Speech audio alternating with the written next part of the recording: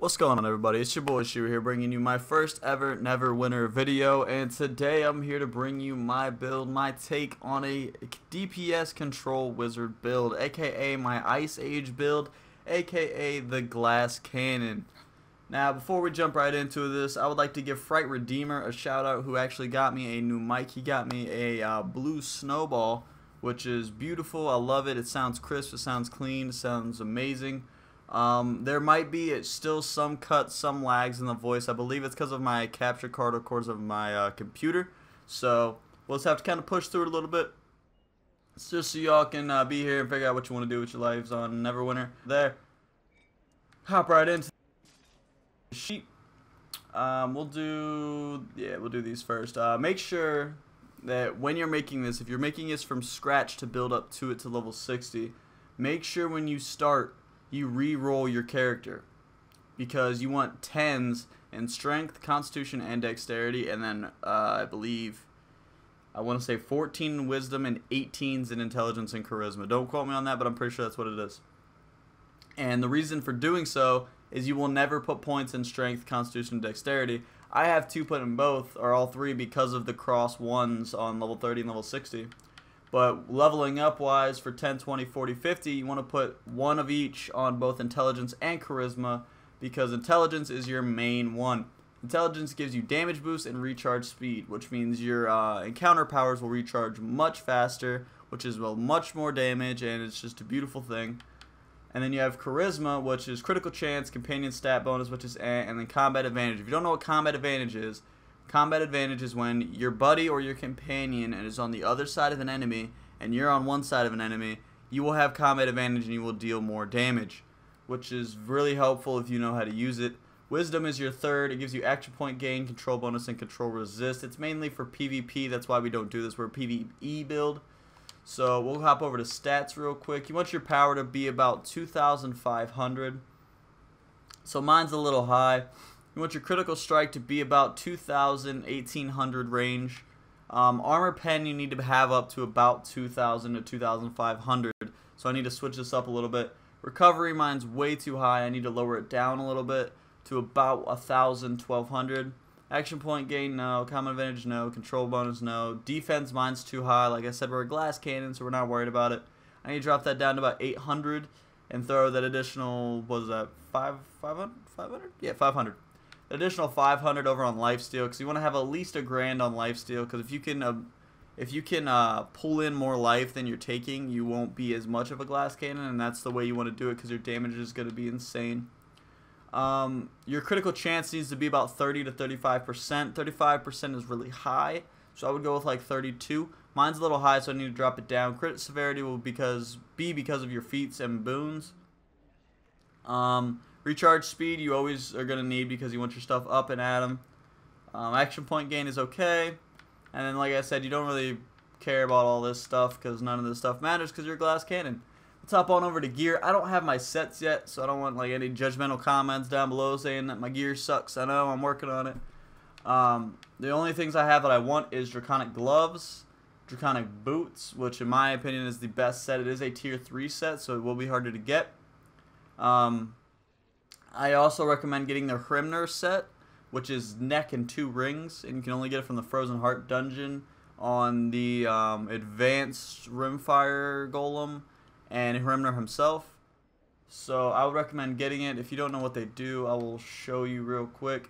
When you equip 3 of the set, you get 600 max HP and plus 60 movement. But that's not really what you want. You want the balancer. That's what it's called. It's called a balancer item, which means it throws 60 into everything, and then you can give the bonus to whatever you want using your offensive equip slot, which I gave it mainly to my armor penetration, which is beautiful. And like I said, it's 2 rings and an amulet, so make sure you get your hands on those. That's pretty much it. Oh no, I got the Belt of Wisdom, which is an artifact. You can level it up, and as you're leveling it up, it'll increase. And the next time it goes to like 3 wisdom, adds like 40 or 50 to each stat. But it's definitely something that you should get your hands on. Or if you can get your hands on the Belt of Intelligence. I don't know if that's a thing, but if it is, I would recommend getting that. Or the same thing with Charisma. We're going to hop on over to feats real quick. Let's see. First row, I would recommend that you put 3 in each, because hit points is always nice, so it makes you a little less of a glass cannon. Critical chance is always important, and action. You gain additional action points when you use powers on a controlled target, which everything based on this build, I'll state it right now. The reason it's called Ice Age is everything revolves around chill. Your stacks of chill, your chill abilities, your them being frozen is acting as control. That's what it's built around. So don't worry about less threat. Don't worry about encounter cooldown reduction. All your items will do that for you. Your AoEs deal 3% more damage. This is really important because a lot of your abilities will be AoE. Your cold powers deal 6% more damage to the target affected by chill. Everything's going to be affected by chill from you. And this right here, I cannot stress enough that any ability on any build, if it says you get bonus damage from a stat, so if it's intelligence or strength or charisma or anything like that, you want to max that out to 5. Because this is what's called unrestricted damage. Unrestricted damage is the best thing in the game. You don't have to land a crit. You don't have to be chilled. You don't have to have them controlled. You don't have to be using a super or nothing. It's just normal damage that you get overall. It increases your total damage all the time, and it's beautiful, and I definitely recommend using it. And then I would put nothing in the other ones.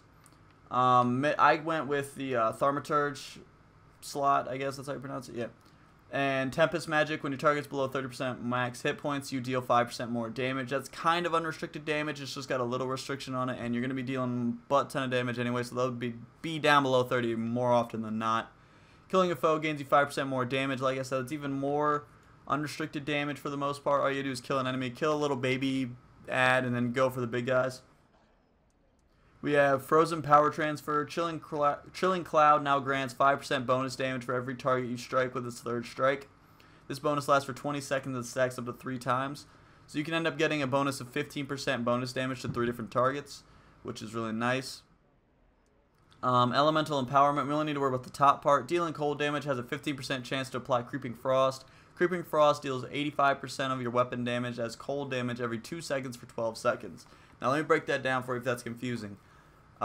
Every single time you deal cold damage, which will be all of your abilities, you have a 15% chance to apply Creeping Frost. When Creeping Frost is then active, they take 85% of your weapon damage 6 times in a 12-second period. So do the math, 85 times 6, that's how much bonus damage you're getting on them in a 12-second period. It's awesome. It's awesome. The bottom part you don't need to worry about because that's arcane damage, and we don't worry about that. Assailing Force. Dealing damage to foes has a chance to grant you Assailant. When you have Assailant, your next encounter power deals 15% of your target's max HP as unresistible damage. Max 800% weapon damage. This will only affect one target when using an AoE. This feat is half as effective and can be resisted and deflected when used on players. Now, if you don't know what that means, pretty much when you hit an enemy, you have a chance to get Assailant. And when you do, it deals 15% of that target's max HP as unresistible damage. Which means it goes through armor, goes through buffs, goes through potions, goes through everything. And it only can be maxed out at 800% weapon damage. So that's why you want to get a really, really good weapon, because then that will increase the ratio of how much 800% is. And it can only affect one target when using an AoE. I usually use it on a boss, is when I usually see it take the most effect. So it doesn't really matter to me. We hop up here to Bitter Cold. This is where you want to put your last 10 points. Targets take 5% more damage for 6 seconds after being affected by chill. This effect does not stack, but everything does chill, so every 6 seconds you'll be hitting them with Bitter Cold. Chilling Control. Sudden Storm now applies 5 stacks of chill to targets hit by the primary strike, which is that first zap of lightning when you throw down Sudden Storm.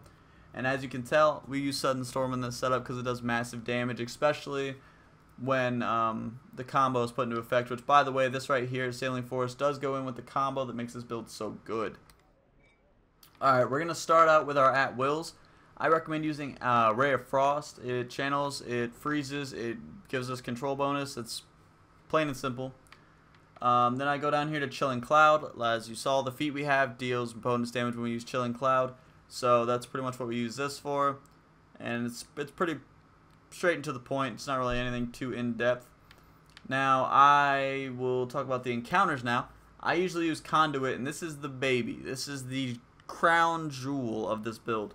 You put it in your mastery slot, which will be your right bumper. And when it does so, now it'll be a bigger AoE and adds chills to targets affected by it. So they will freeze and do all that nonsense. But then we'll talk about it. We'll go back up and point it out here in a little bit when we talk about the combo. Icy terrain, this one's really important to remember. You are a glass cannon, so you're going to teleport in, slam it down, teleport out, and then use your AoEs. And then also what I like to do is I like to do that. It'll draw their aggro. I teleport back and then sunstorm them. And they'll be frozen in their place, and they can't get away from my AoEs. And that works out pretty well. And then last, I use Icy Rays. A lot of people want to use Steal Time, but I like Icy Rays, mainly because when I shoot a target, it immobilizes them. And also I can shoot multiple targets. So it's very useful and very, very good in my opinion. And then also when you target a single target, it deals a butt ton of damage, which is really, really nice. So you definitely want to do that. We'll go ahead and talk about our passives now, and this is where the combo is. Storm Spell, shock your target 30% of the time on critical attacks. You can take it up to 20% more damage with Mastery. And then Eye of the Storm, when you're using a power, you are granted Eye of the Storm. Eye of the Storm grants you 100% chance to critically strike foes for 4 seconds. This effect can only occur every 20 seconds. You can increase it to 6. Now, think of it this way. Scenario, big mob. You throw up Conduit. Eye of the Storm triggers. Now, for the next 6 seconds, you are hitting nothing but critical strikes. Now, those critical strikes also trigger Storm Spell, which they will then be struck by lightning, which also hits a critical strike. Storm Spell can trigger itself. Storm Spell can strike someone, and then strike someone, and then strike someone, and then strike someone, and they can do it repeatedly if you're that lucky. So pretty much for 6 seconds, you are doing infinite amount of damage, no matter what, and it will show at the end. I average anywhere from 25 to 30 million damage a dungeon, depending on what dungeon it is. So it's very, very, very good. And like I said, we go up to Conduit, it gives it a bigger AoE. Everything that's hit around is getting hit by crits, which then can be zapped by lightning, which is then a crit, which can then lead on to another crit, which can hit with another crit and hit with more crits. And if they're frozen, they're just getting critted and can't do anything about it. And it's disgusting. Now I'll talk about your dailies. I'm a dungeon delver, so I use Ice Storm for those narrow pathways with death pools on both sides. I Icy Storm, knock them off, kill them off. It's really simple. It's not really that good for damage, but oh well. Oppressive Force. This then also keys in with Eye of the Storm. You want to throw up Conduit, and if that triggers Eye of the Storm, then you want to use Oppressive Force. Because Oppressive Force is a big wave, if you don't know. It summons a little ball, sucks in weapons, and it does a big wave, and the entire time it's doing that, it's dealing AoE damage to pretty much everything.